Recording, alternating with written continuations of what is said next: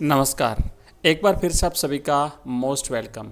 तो हम कंटिन्यू कर रहे हैं क्लास 12th की इंग्लिश का जो पेपर है हाफ ईयरली का, लास्ट ईयर का जो पेपर है उसका सॉल्यूशन मैं आपको अवेलेबल करा रहा हूं और ये है इसका दूसरा भाग। पहला भाग हम पहले ही देख चुके हैं जिसमें हमने जो ऑब्जेक्टिव टाइप के प्रश्न है वो कम्प्लीटली देख चुके हैं। उसके बाद हमने इसका जो आपका अपठित गद्यांश और पद्यांश है वो भी हम कंप्लीट देख चुके हैं और अब हम चलेंगे इसके नेक्स्ट भाग पर, यानी जो खंड ब है जो आपके छोटे छोटे प्रश्न परीक्षा में आने वाले हैं।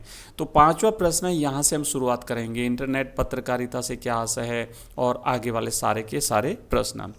तो चलिए शुरू करते हैं। मैं आपको पहले ही बता दूं कि हमने पीडीएफ में आइए सारे के सारे आंसर लिख रखे हैं जो मैं आपको अवेलेबल करा रहा हूं और ये पीडीएफ आपको हमारे टेलीग्राम चैनल में मिल जाएगी, आप वहां से पा सकते हैं।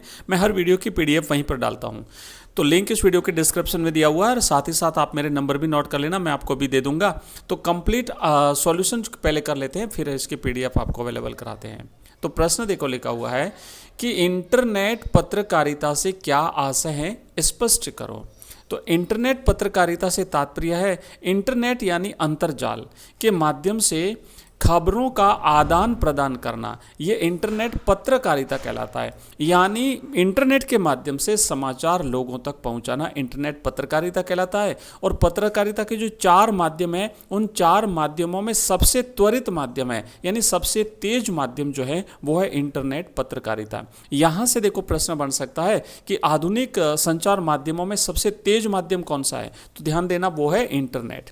अगला क्वेश्चन देखो, छठा प्रश्न है, मैं पेपर और आंसर आपको दोनों एक साथ दिखा रहा हूं। ये लास्ट ईयर का पेपर एक बार फिर से बता देता हूं, 2024-25 का हाफ ईयरली का पेपर है जो हम सॉल्यूशन कर रहे हैं, क्योंकि अभी 2025-26 का जो आपका हाफ ईयरली का एग्जाम हो रहा है उसमें आपको ये हेल्प करेगा और साथ ही साथ बोर्ड एग्जाम्स में भी इसमें से बहुत सारे प्रश्न आ सकते हैं।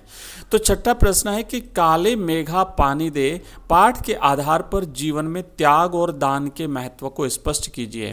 तो आपको किताब के आधार पर आंसर देना, ध्यान रखना, अपनी मर्जी से कुछ भी नहीं लिखोगे।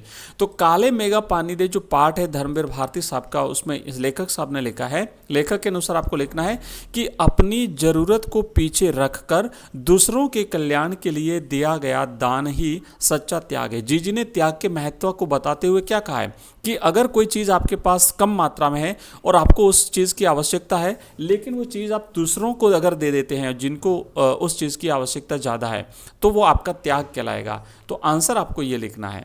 नेक्स्ट देखो, सातवां प्रश्न है कि विप्लव रव से छोटे ही शोभा पाते। इसमें विप्लव रव और छोटे ही शोभा पाते से क्या तात्पर्य है?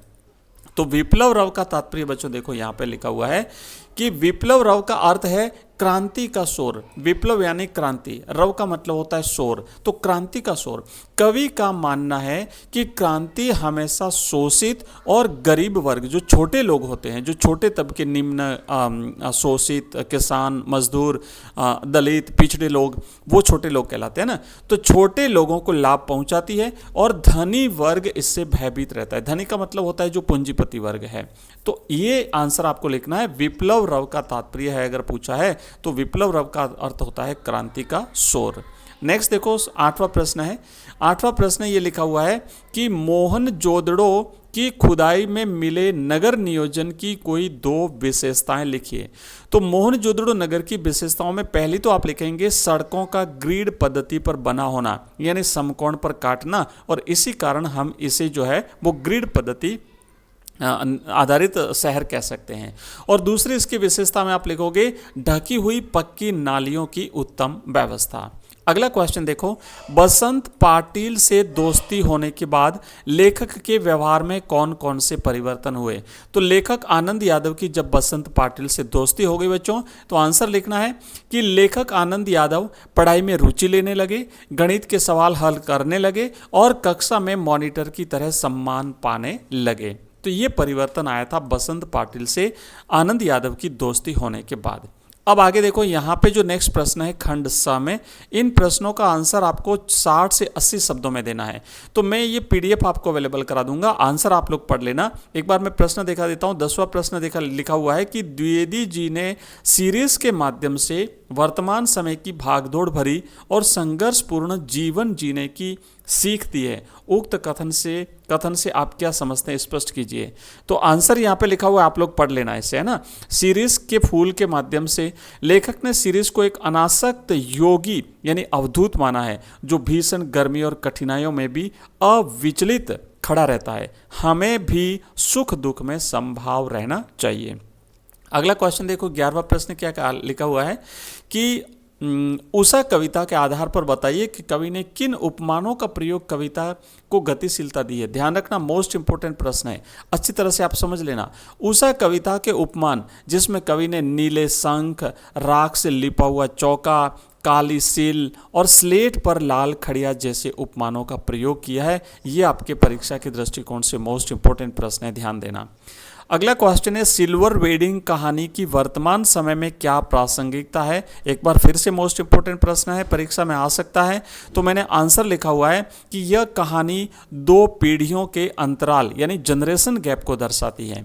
यशोधर बाबू पुराने मूल्यों को मानते हैं, जबकि उनके बच्चे आधुनिकता की दौड़ में शामिल हैं। यह आज के समय में बहुत ही प्रासंगिक है और मोस्ट इंपोर्टेंट है, इसलिए ध्यान देना, इस प्रश्न को अच्छी तरह से बच्चों याद कर लेना। नेक्स्ट प्रश्न देखो कि दादा की समझ से गुण ज़्यादा निकालने की अपेक्षा भाव अधिक मिलना चाहिए। यह कथन वर्तमान समाज की प्रतिस्पर्धा और धन लोलुपता की प्रवृत्ति की ओर इंगित करता है। इस कथन के संदर्भ में अपने विचार स्पष्ट कीजिए। तो आराम से आप लिख सकते हैं, मैं अच्छी तरह से आंसर तैयार किया है जो आप पढ़ सकते हैं कि लेखक के पिता को लगता था कि ईख यानी गन्ना पहले काटने से काम जल्दी खत्म होगा और भाव अच्छा मिलेगा, भले ही गुड़ कम निकले, जबकि दत्ताजी राव और लेखक मानते थे कि अच्छी तरह पकने पर ही गन्ने की पेराई होनी चाहिए। तो ये भिन्न भिन्न विचार थे, आप इस बारे में लिख सकते हैं। उसके बाद देखो महादेवी वर्मा का लेखक परिचय या फिर हरिवंश राय बच्चन साहब का, फिर उसके बाद फीचर लेखन शैली पर प्रकाश डालना है या फिर फीचर और आलेख में अंतर बताना है। तो ये थोड़े से प्रश्न देख लेते हैं, फिर अपन आगे बढ़ते हैं।